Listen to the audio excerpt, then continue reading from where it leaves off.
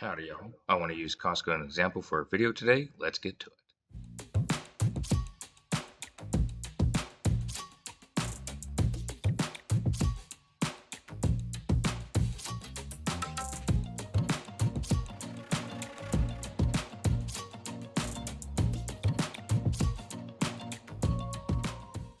Alrighty, Costco had a not so hot day, down 4.27%. It was down $37.72.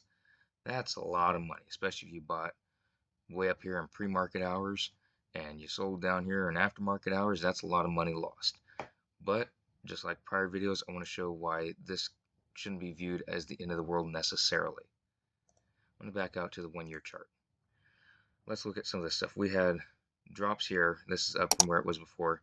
Drop. Granted, it doesn't look good on that day, but it comes back up. So within a month, you're back at where you're at. Same thing here. Several days of not being good. Within a few weeks, it's back to where it's at. Keeps going up.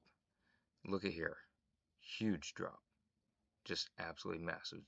Big drop. So it went from 785 to 713.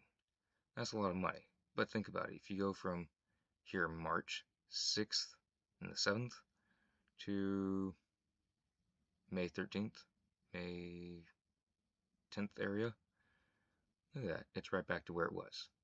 Yeah, you have that huge drop, but it came back. Same thing with here.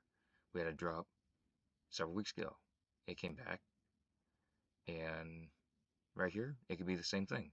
Doesn't mean it will be, but look at the patterns. Just keep that in mind. Everyone panic sells. Everyone's in a rush to get rid of it because there's some bad news or something doesn't look right, but it'll come back. So even if you have it right here, doesn't mean you have to sell it at a loss. Doesn't mean it will always be bad. I'm not saying this is the same thing as all these because it could be bad. But look at all these. Look at those examples. It comes back, especially this one. This one's a prime example. It comes right back several months later. So keep that in mind when you're trading. It doesn't always have to be bad news. When it drops, yeah, it does hurt. It hurts the portfolio, especially if a lot of it. But look at it coming back. You're perfectly even. Even if you bought the very top of that little wick. Right here, you're right back there. So you'd be even. Even if you sold it there, you would have lost no money. You'd have gained no money.